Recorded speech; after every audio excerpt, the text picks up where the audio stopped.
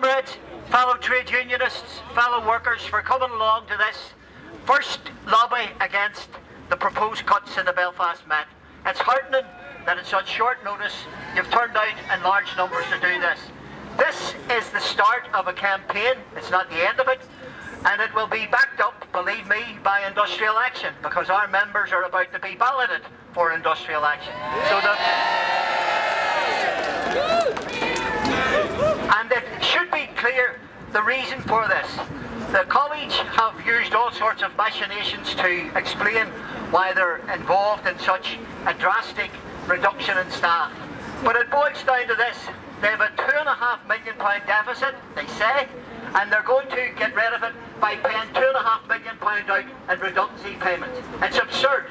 And they're further intent on making lectures redundant to build up a surplus of £4.5 million. They're the miserable mirror image of a capitalist corporation masquerading as a college. It's a disgrace.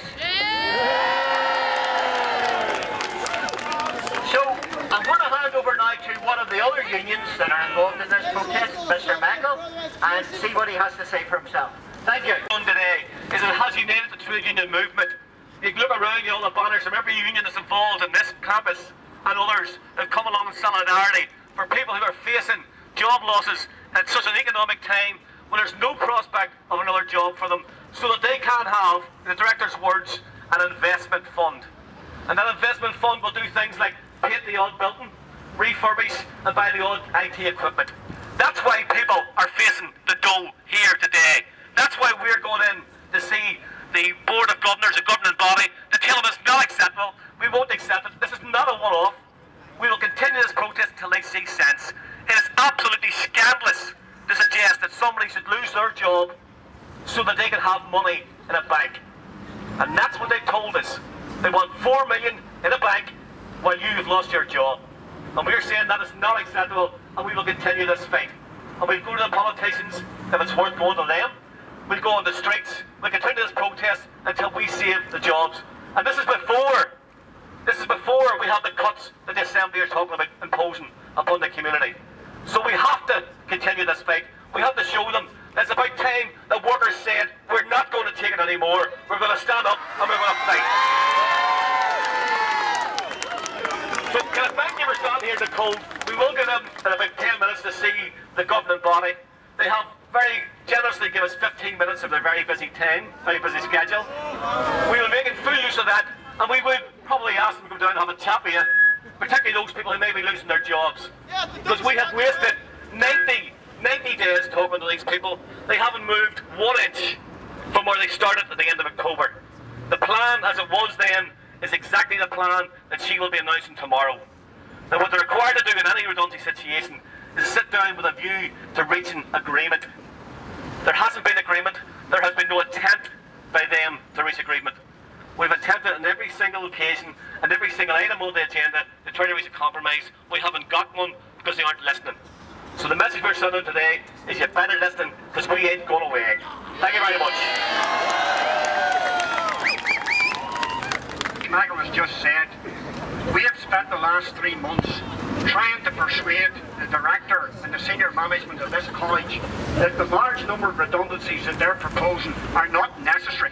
Not necessary at all. They have a deficit of £2.7 million. This college has assets in the region of 52 million. It's got reserves of 29 million. It's got over 6 million in the bank. It gets a budget of in the region of 56 million a year. A deficit of 2.7 million is not huge by any standards. The number of teachers that they propose to dismiss this year alone, we put to the management that the number of teachers going would save them 5.5 million. Their response to that was, you're wrong, your figures are wrong. It's actually 6.4 million that would be saved year on year in perpetuity as a result of the cuts that they're trying to force upon you. And not only that, students are going to have their tuition time cut by 1/3, which will seriously impact upon their career opportunities and their learning for the future. There is no need for this. This is a public sector educational service. It's not a profit-making industry, as some people who run this organisation seem to believe. We have to keep this campaign going. We're going to meet the governing body. So far, we've met nothing but stonewall and condescension when we've met the senior management of this organisation. The governing body ultimately are the employer. They're responsible for taking the decisions that will result in people being sacked. They don't have to take those decisions, and we'll be trying to persuade them not to do it. Thank you very much. Well, this protest is very important today, so it's one of the first manifestations of opposition to education cuts within the trade union movement. Belfast Metropolitan College intends to cut hundreds of jobs. This is going to cost millions of pounds in order to create an investment fund worth about £2 million, which is completely unacceptable. So a lot of trade unions and young people are here today protesting against this attempt to slice jobs and services within Belfast Metropolitan College. This is a start of things to come right across the public sector. It's essential that opposition is brought up.